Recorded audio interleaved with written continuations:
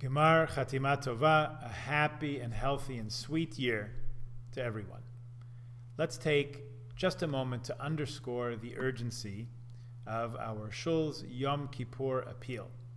To put it in as clear words as possible, we need you to help contribute to carry the operating expenses of the Shul year-round. Please consider contributing the cost of another membership. You would not be the first to do this.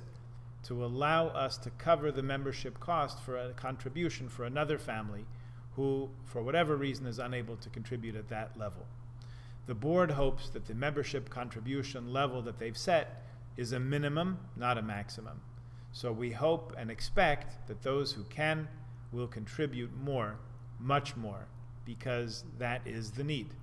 Please, please be more generous than you think you can, and God will surely reward all of us, extending ourselves by going far beyond the minimum and blessing us with abundant health and happiness, peace and livelihood in the new year. 100 things. 100 things that we have lost to the internet. 100 things we've lost to the internet. Now, there are certainly even more than that, and there are some of us, a few among us, who have courageously, valiantly resisted the incursion of the internet into every facet of our lives, but those are very few. And let's give credit where credit is due. We certainly are able to do many things that we were not able to do 30 years ago, and many other things have been made much easier, faster, if not simpler. And yet, nothing comes without a cost. 100 Things We've Lost to the Internet is the title of this book by Pamela Paul, which came out last year. Let me share with you 4 of the 100 things that she describes. You can have a look at the other 96 if you care to, or maybe we'll talk about them some other time, and you can probably think of even more on your own. But 4 of these are of particular interest to us, and for this reason. Because if she is accurate in what she diagnoses, and we have lost some of these things, perhaps we can find each other, help each other find them again here at Kehilat Sharei Torah, your local synagogue. You know that we are no strangers to technology at our shul. We're doing our best to keep up, and when we had to, we moved everything we could onto Zoom. But we did not move davening onto Zoom because that's not the thing. We held space for the in-person, real-life davening experience, which we knew would come back, and it did. Here we are. But we realized that being online and not in person, we were losing out on many things. And we recognized that and didn't pretend otherwise. And we did what Jews do, which is hold on and look forward to better days ahead. Let's talk about one thing the book mentions that has tragically been lost to the internet, and that is eye contact. Eye contact. What's the big deal? If I'm reading a book or a magazine, there's no eye contact, is there? And when we used to go to the movies, we would watch the screen, right? So what's so big about eye contact? She writes that everyone is bent over, looking at their phones, in a permanent position of twalking, texting and walking. Or they're reading mails, or watching videos, or listening through earphones that you can't even see. How can people be so uncareful, walking through parking lots and crossing at intersections without looking up to see where they are, or being able to hear the horn of a car when they stray off course? Some cities have put special lanes on the sidewalk for people who never look up from their phones. Other cities are banning the practice and writing people tickets for distracted walking, because obviously no one is telling people nowadays, as our mothers told us, the truest of truisms, look both ways before you cross the street. So what is lost? What are we missing out on if we don't make eye contact? Meeting an acquaintance. Being recognized, recognizing someone that you know, or sort of know. But even more than that, It's a connection of a human type, one person to another. It seems like everything everyone wants to see is on a screen. Nothing of value is out here. The rest of us are just distractions from the series that they're binge watching or the video that they're streaming. The Nobel laureate Toni Morrison wrote about the gaze of a mother. She noticed about herself that when her kids would walk into the room, she would look them over to see if everything was in order. Hair combed, shoes tied, shirt tucked, face clean. It's all the critical eye. She said in an interview, "We think that's love, but it isn't. When a child walks into the room, they are watching your face to see if you're happy to see them, if you care about them, if you love them." We all need that. We all need to see that when we walk into a room, someone is happy to see us. Someone cares about us. We are loved. We need the human contact with one another in order to be human. For those of you who are on the internet, think how many times in the last week you had to click a button that said, "I'm not a robot." Keep telling yourself that. Hopefully it remains true for a long time, and we will not become robots. A colleague and friend explained to me in the first year of the Zoom era, when we were on it all the time for everything, why everyone was so tired and zoomed out in the space of just a few months. Here's the explanation. When we make eye contact with someone, we exchange a lot of information in an instant about trust, relationship, connection, and humanity. We say that when someone looks us straight in the eye, we know what we're dealing with. And we're so good at it, it happens in an instant. Our brains are wired to process a lot and make a judgment in that instant. That's the subject of Malcolm Gladwell's book, Blink.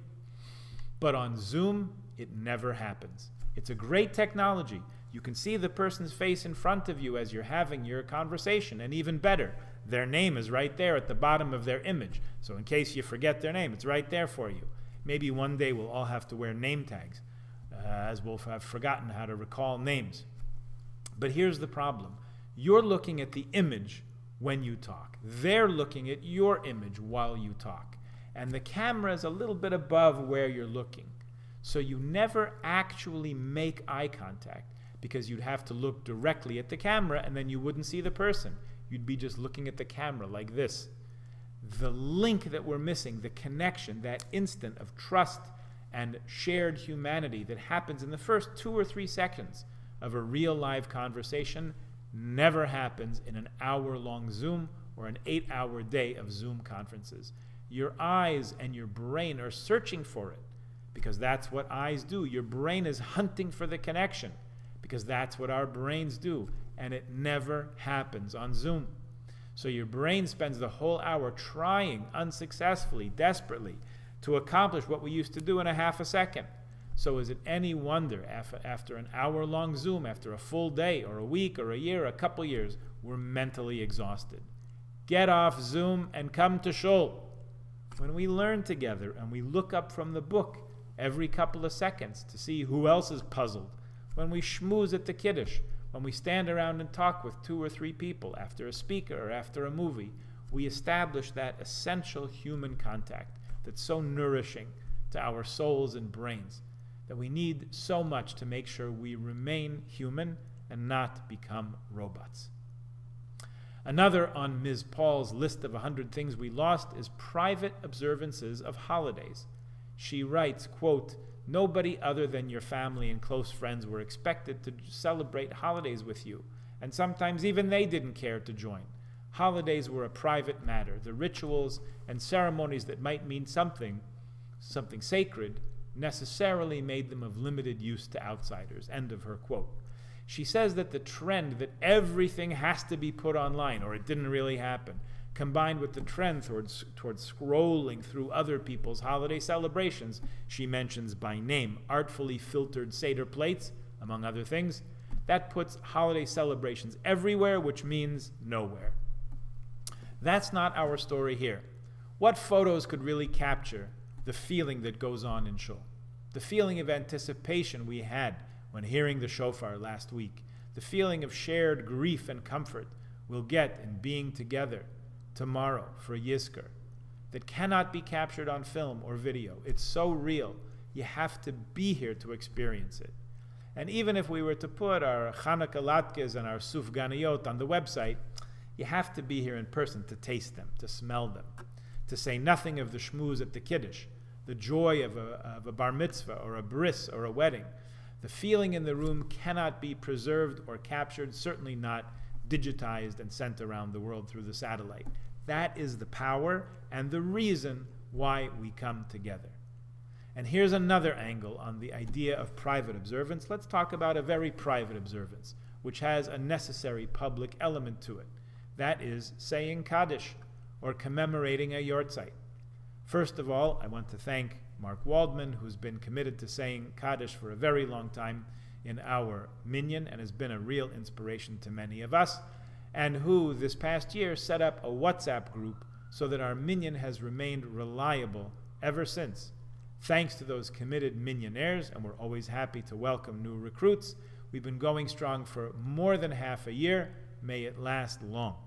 So those who have been saying Kaddish with our small group in the mornings, which has, let's say, fewer people than are in shul on an average Yom Kippur, they know they can rely on us. When someone has a yortzeit, we're happy to welcome someone in to join the minyan. And those women who have come to say Kaddish will have hopefully felt just as welcomed. And afterwards, we usually say Elachayim and mention the name of the person whose yortzeit it is.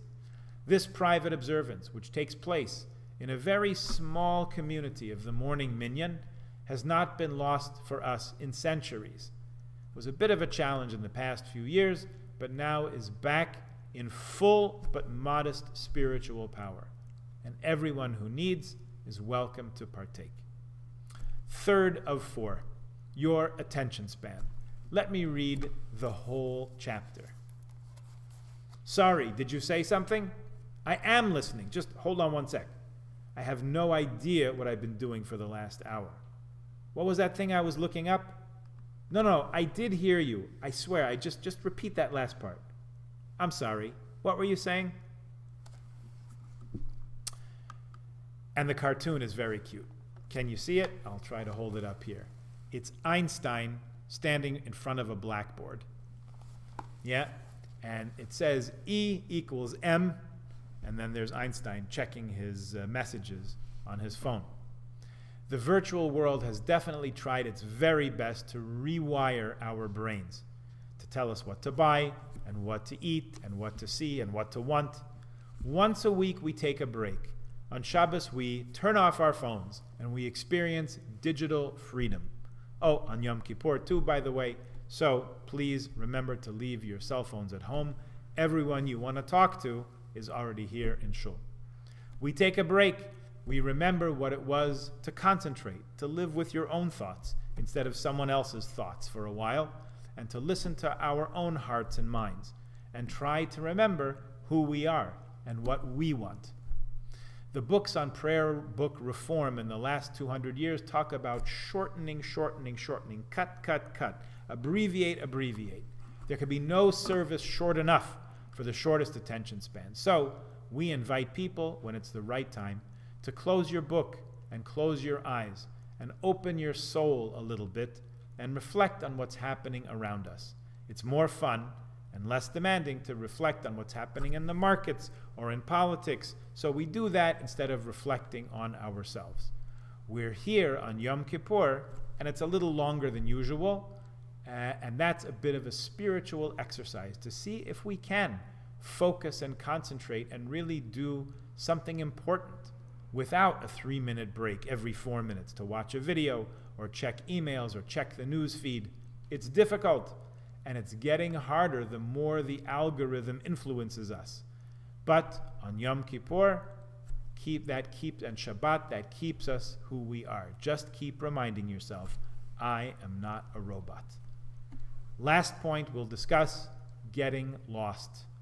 When you open the map app on your phone, it pinpoints the intersection or the terminal in the airport or the cross streets or wherever you happen to be. You tap into the window where you want to go, and it shows us the 4 best routes, fastest, without tolls, least amount of turns, how to get there by subway if you like. Paul writes this about that. She says, in this newfound world, place knowledge or a good sense of direction are no longer attributes to cultivate. And she continues, if one of the worst parts of travel is getting lost, it can also be one of the best. It is in those lost moments that we succumb to chance and learn to make our own discoveries. We no longer experience that terrifying and liberating exhilaration of not knowing, of not having the coordinates, or indeed any clue where exactly on this giant lonely planet we are and how we fit into it. Occasionally we will briefly lose and then regain our signal, and in those rare instances we can recapture the thrill of at last being found. There's a hymn that goes, I once was lost, but now I'm found. Another time I'll sing it for you. But think about admitting to ourselves that we are lost and that we need some direction. We think that because wherever I am, I can always Waze it and my phone will just tell me where to go, but it's not true. It doesn't always work.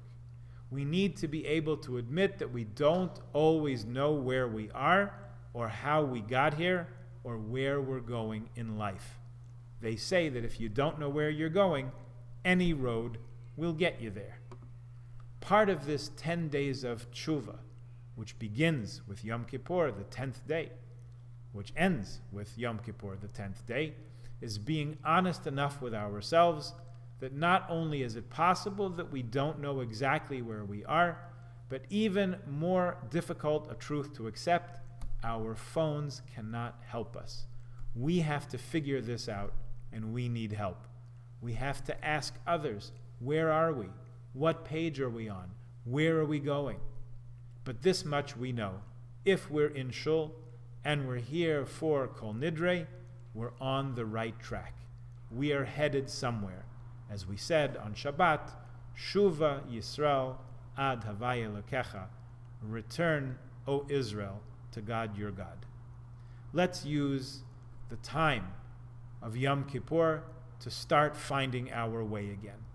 Let's use the 24 hours of Yom Kippur, 26 hours, to start charting our path.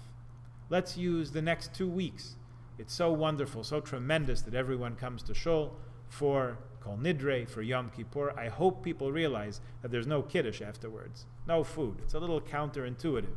I hope, I'm asking, I'm inviting, I'm pleading, please everyone come to the Simchas Torah luncheon 2 weeks from Yom Kippur after Hakafos.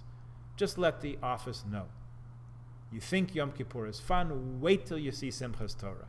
Imagine all the good people together with less davening and more food. Isn't that everyone's ideal? It's almost as good as the barbecue. Far and away, our most popular event all year. This is the place to start. Your shul, that is so much a part of all of our lives, and Yom Kippur is the time to begin anew. May it be a year of finding ourselves, of attention to important things, of eye contact and smiles, of shared simchas, and the 96 other things in the book that she describes, and that the rest of the world is giving up without a struggle. We have so many of them here, so much of what is important in life. The more we give, the more we share it together, the more we give God good reason to seal ourselves and one another in the book of life. May we, together with our Kehillah and with all Klal Yisrael, be sealed in the book of life for health and happiness and sweetness and peace. Gemar Chatima Tova.